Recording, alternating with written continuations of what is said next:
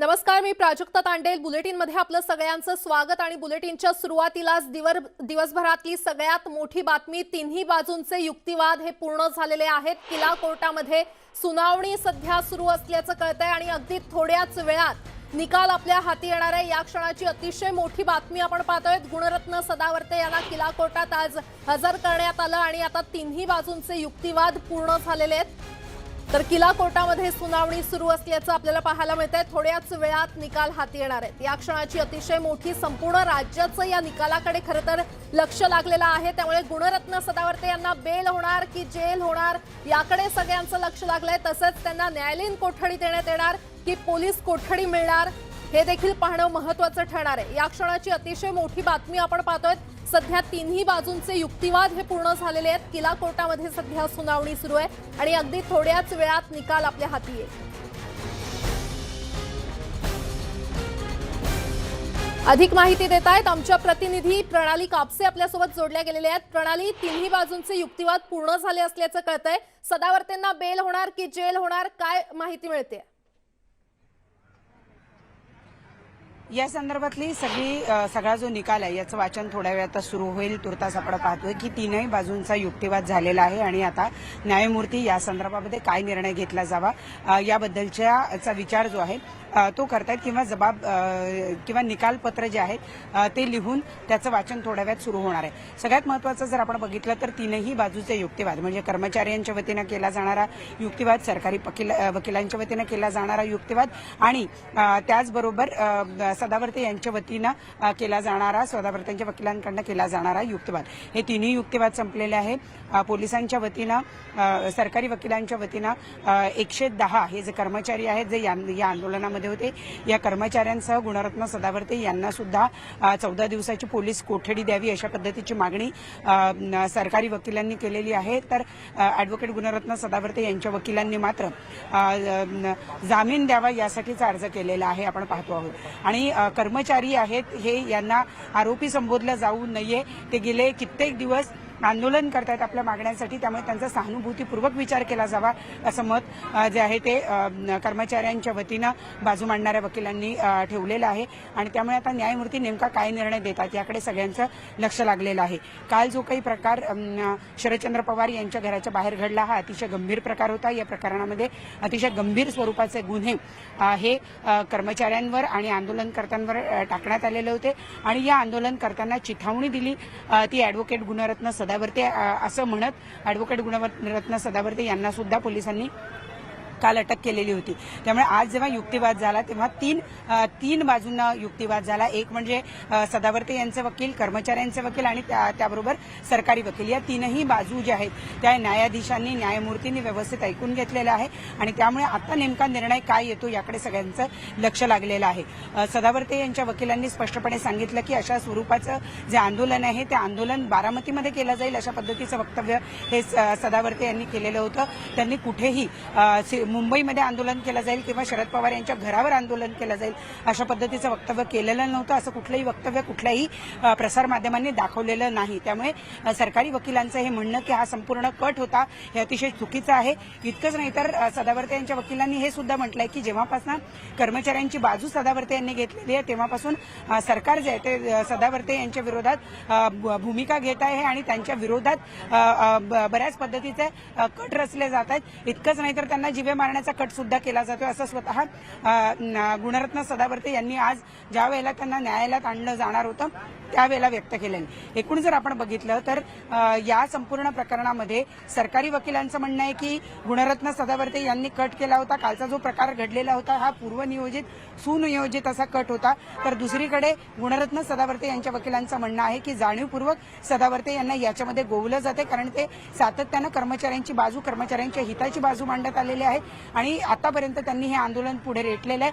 त्यामुळे सरकारच त्यांची अडवणूक करते किंवा सरकारच त्यांची फसवणूक करते, त्यांना अडकवण्याचा प्रयत्न करते असं मत जे आहे ते सदावर्ते यांच्या वकिलांनी मांडलेलं आहे. तर कर्मचाऱ्यांच्या बाजूने बोलणाऱ्या वकिलांनी स्पष्टपणे सांगितलं आहे की कर्मचाऱ्यांच्या भावना या तीव्र जरी असल्या तरी त्याला पार्श्वभूमी ही 5 महिन्यांपासून जे आंदोलन ते करतायत आणि सरकार त्यांचं जे म्हणणं ऐकून घेत नाहीये, यासाठी हे सगळे कर्मचारी उद्विग्न झालेले होते। त्यामुळे या कर्मचाऱ्यांचा सहानुभूतीपूर्वक विचार केला जावा असं मत हे कर्मचाऱ्यांची बाजू मांडणाऱ्या वकिलांनी या ठिकाणी मांडलेलं आहे। त्यामुळे आता न्यायमूर्ती काय निर्णय देतात याकडे सगळ्यांचं लक्ष लागलेलं आहे।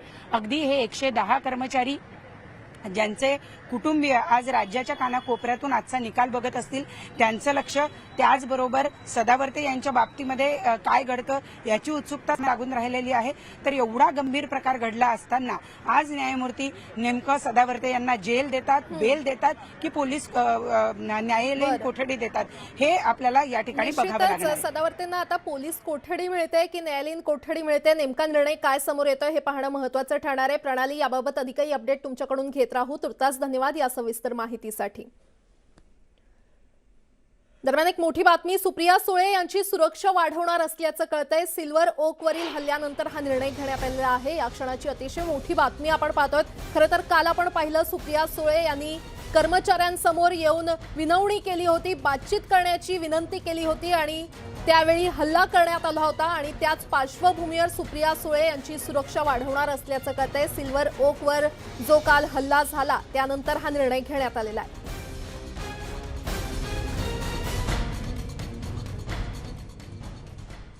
एक मोठी बातमी, प्रवीण दरेकर यांनी एक खळबळजनक आरोप केलेला आहे। पवारांमागील हल्ल्यामागे संजय राऊत असल्याचं विधान त्यांनी केलंय। प्रवीण दरेकरांनी ह्या राऊतांवर गंभीर आरोप केलेला आहे। संजय राऊत भ्रमिष्ठ झालेले नेते असल्याची देखील टीका प्रवीण दरेकर यांनी केलेली आहे। या क्षणाची मोठी बातमी आपण पाहतोय। प्रवीण दरेकर यांनी संजय राऊतांवर हा गंभीर आरोप केलाय।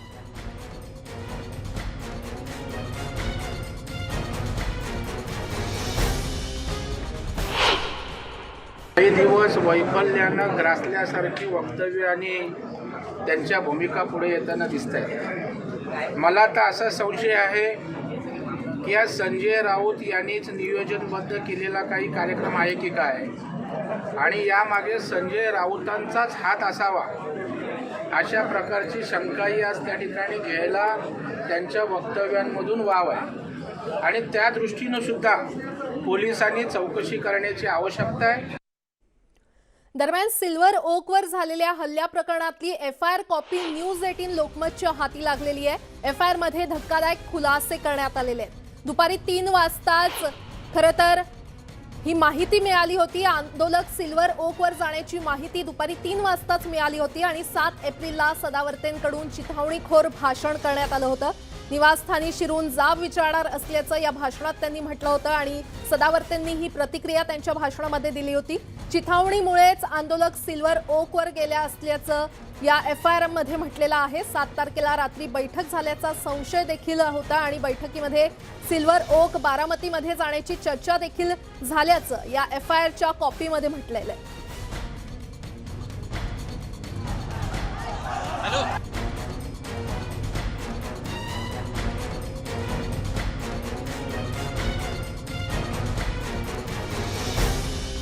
तर या एफआयआर कॉपीमधून अनेक धक्कादायक खुलासे खरं तर समोर आलेले आहेत। एफआयआर कॉपी न्यूज 18 लोकमतकडे, न्यूज 18 लोकमतच्या हाती लागलेली आहे। दुपारी 3 वाजताच या हल्ल्याची माहिती मिळाली असल्याचं या एफआयआर मध्ये म्हटलेलं आहे। तर कालच्या घटनेच्या अहवालात नेमकं काय काय नमूद करण्यात आलंय हे देखील न्यूज 18 लोकमतच्या हाती लागलेलं आहे। आझाद मैदान पोलीस स्टेशनचे काही अधिकारी यामध्ये जबाबदार असल्याचं यामध्ये म्हणण्यात आलंय। इंटेलिजन्सचे काही कर्मचारी देखील जबाबदार आहेत आणि सिल्वर ओकच्या चौकीमधून ही योग्य संवाद साधला गेला नसल्याची देखील सूत्रांकडून माहिती मिळते। त्यामुळे आता अहवालात आणखी काय काय आहे हे देखील पाहणं महत्त्वाचं ठरणार आहे। मात्र सध्या जी आपल्याला माहिती मिळते त्यामध्ये आझाद मैदान पोलिसांवर देखील आता टीका करण्यात आलेली आहे।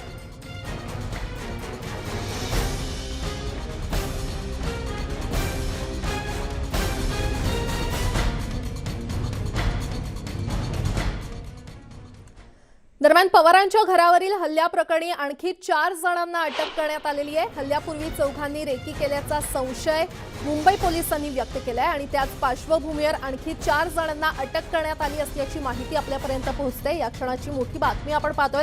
काल शरद पवार यांच्या सिल्वर ओकवर एसटी कर्मचाऱ्यांनी धावून हल्ला केला होता आणि त्याच पार्श्वभूमीवर आता आणखी 4 जणांना अटक करण्यात आलेली आहे. या हल्ल्यापूर्वी चौघांनी सिल्वर ओकची रेकी केल्याचा संशय मुंबई पोलिसांना आहे आणि त्याच पार्श्वभूमीवर या 4 जणांना अटक करण्यात आलेली आहे.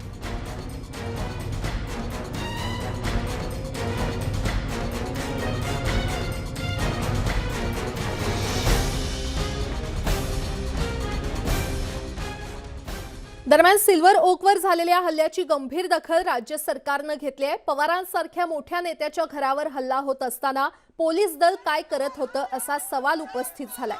हल्ला रोखण्यात पोलीस अपयशी ठरले का? पोलिसांची गुप्तचर यंत्रणा काय करत होती असा सवाल उपस्थित होतोय. तर 3 वाजता हल्ल्याची माहिती मिळून देखील पोलिसांनी तातडीनं कारवाई केली नाही आणि तातडीनं कारवाई का केली नाही असा प्रश्न देखील समोर येतोय. या हल्ल्याची आता गृहमंत्री जबाबदारी घेणार आहेत का असा प्रश्न विचारला जातोय.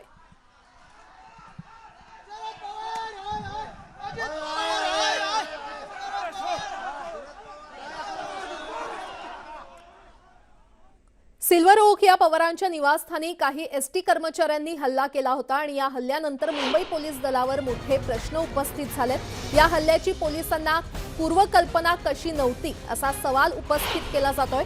तर इतक्या मोठ्या संख्येनं आंदोलक पवारांच्या निवासस्थानी चाल करून जात असताना पोलिसांना खबर कशी लागली नाही असा प्रश्न देखील उपस्थित केला जातोय. या पोलिसांच्या अपयशावर विरोधकच नाही तर सत्ताधाऱ्यांनी देखील सवाल उपस्थित केले. खुद्द उपमुख्यमंत्री अजित पवारांसह विजय वडेट्टीवार तसंच थोरात यांनी देखील नाराजी व्यक्त केली आहे. पोलीस नेमकं काय करत होते असा प्रश्न त्यांनी विचारलाय. तर फडणवीसांनी देखील पोलिसांच्या कार्यक्षमतेवर प्रश्नचिन्ह उपस्थित केले.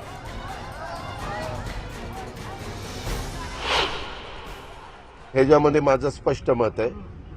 पोलीस यंत्रणेच्या जे काही वेगवेगळ्या प्रकारची माहिती मिळवण्याचं काम त्यांचं असतं त्याच्यामध्ये ती लोक कुठंतरी कमी पडलीत हे निर्विवाद सत्य आहे.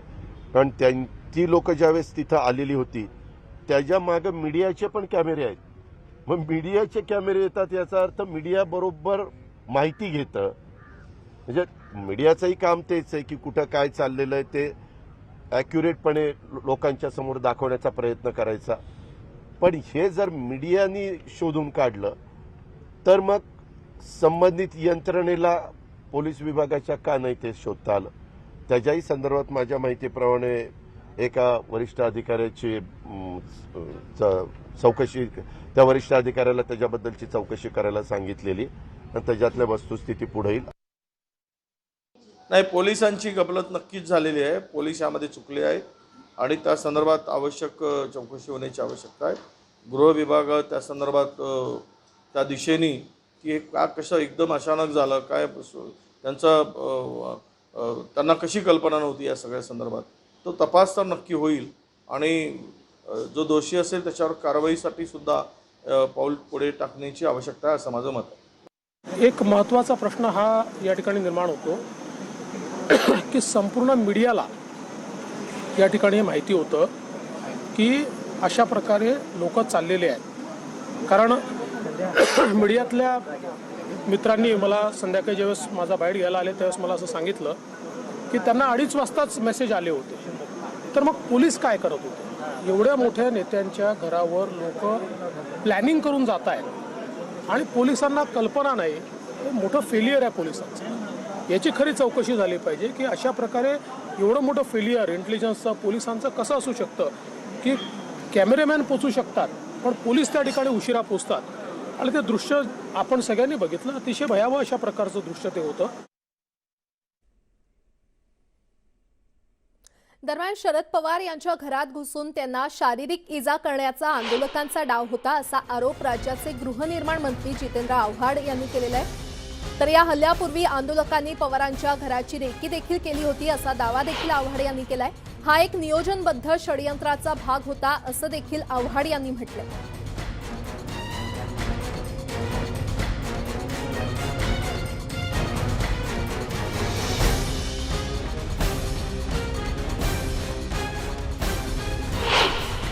नातीने खाली बघितलं, म्हटलं आजीला येऊन सांगितलं, आजी दरवाजा लाव, काहीतरी येत आहेत लोक. दरवाजे लावले, पण ती लोक दरवाजापर्यंत पोहोचले. तोपर्यंत समजा पोलिसांनी कार्यक्रम थांबवला. पण एका डोळे मिटून असा विचार केला आणि ते घर आणि जे आम्हाला दिसतं, कडी तर अशी ढकलली तर तुटणारी कडी आहे त्यांच्या घराची. आणि त्यांच्या घरात ते कधीच पोलीस बंदोबस्त ठेवत नाही किंवा पोलिसांना गरडा घालून ते बसत नाही. समजा एखाद्या दारुड्याने ते घर दरवाजा जोरात तोडला असता आणि हा मॉब घरात घुसला असता तर काय झालं असतं. आणि मला वाटतं प्लॅन त्यांचा तोच होता, शरद पवारांना शारीरिक इजा करण्याचा. मी हा गंभीर आरोप अत्यंत जबाबदारीने करतोय, अत्यंत जबाबदारी.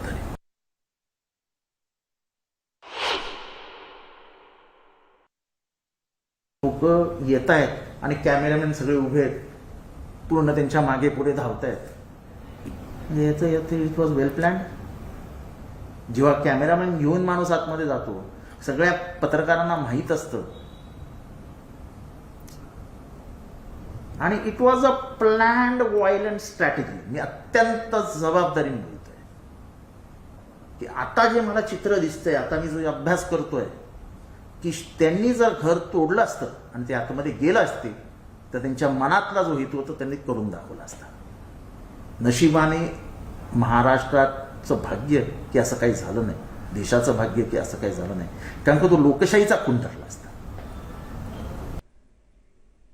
सिल्व्हर ओकवर झालेल्या हल्ल्यावर संजय राऊत यांनी भाष्य केलंय. कालचं आंदोलन हा हल्लाच होता आणि या हल्ल्याचं समर्थन करणं दुर्दैवी असल्याचं संजय राऊत म्हटलेत. कालचा जो प्रसंग होता, त्या प्रसंगामागे जे कारस्थान आहे, घटना, ते का आंदोलन नव्हतं, तो हल्ला होता. आंदोलन आम्हीही करतो, पण तो कालचा जो होता ते आंदोलन नसून तो हल्ला होता. आणि त्या हल्ल्याचं समर्थन या महाराष्ट्रातल्या विरोधी पक्षाचे जे लोक करतायत ना, हा दळभद्रीपणाचा कळस आहे, हा कळस आहे. अशा प्रकारे तुम्हाला सरकारला अडचणीत आणता येणार नाही. तुमची बेअब्रू होते हे लक्षात घ्या. हा जो कोणी भारतीय जनता पक्षाचा एक नवनिर्माण केलेला नेता आहे, कोणी सदावर्ती का आहे, त्याला संपूर्ण पाठबळ भारतीय जनता पक्षाचं आहे. तो कुठे राहतो, कोणाच्या घरात राहतोय, त्याला आर्थिक पाठबळ कोणाचं आहे या सगळ्यांना. आणि त्यांना फक्त महाविकास आघाडी, माननीय उद्धव ठाकरे, माननीय शरद पवार यांच्या विरुद्ध गरळ ओकण्यासाठीच अर्थपुरवठा केला जातो. कालचा हल्ला हा त्यातलाच एक भाग होता. दरम्यान भाजपचे आमदार अमित साटम यांनी शरद पवार यांच्या घरावर झालेल्या हल्ल्याचा निषेध केलाय. मात्र शरद पवारांच्या घराच्या सुरक्षेबाबत ही अवस्था असेल तर मुंबईकरांच्या सुरक्षेचं काय, असा सवाल अमित साटम यांनी केलाय. दरम्यान मुंबईचे पोलीस आयुक्त संजय पांडे आणि सहपोलीस आयुक्त विश्वास नांगरे पाटील यांच्यावर अमित साटम यांनी टीका केली आहे.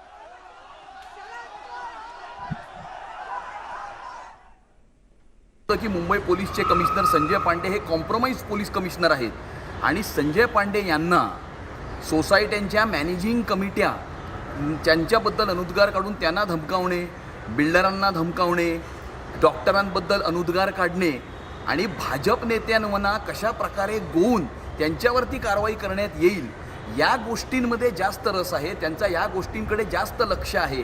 पोलिसिंगकडे त्यांचं अजिबात लक्ष नाही. आणि त्यांच्या खाली second in command additional commissioner चमकेश विश्वास नांगरे पाटील हे सुद्धा भाजप नेत्यांवरची पाळत ठेवण्यामध्ये त्यांना जास्त इंटरेस्ट असल्यामुळे या अशा प्रकारची लॉ अँड ऑर्डरची परिस्थिती ही मुंबई शहरामध्ये निर्माण झालेली दिसून येते. ब्रेक नंतर आपलं पुन्हा एकदा स्वागत. वळूयात पुढच्या बातमीकडे. राष्ट्रवादी काँग्रेसचे अध्यक्ष शरद पवार यांचा उद्या अमरावती शहरात एक दिवसीय दौरा आहे. अमरावतीमधील संत ज्ञानेश्वर सांस्कृतिक भवनात विभागीय संवाद बैठकीचं आयोजन करण्यात आले. यावेळी शरद पवारांसोबतच राष्ट्रवादीचे नेते प्रफुल्ल पटेल आणि प्रदेशाध्यक्ष जयंत पाटील हे सुद्धा उपस्थित राहणार आहेत. दरम्यान उद्याच्या दौऱ्याची अमरावतीमध्ये मोठी तयारी करण्यात आल्याचं पाहायला मिळतंय.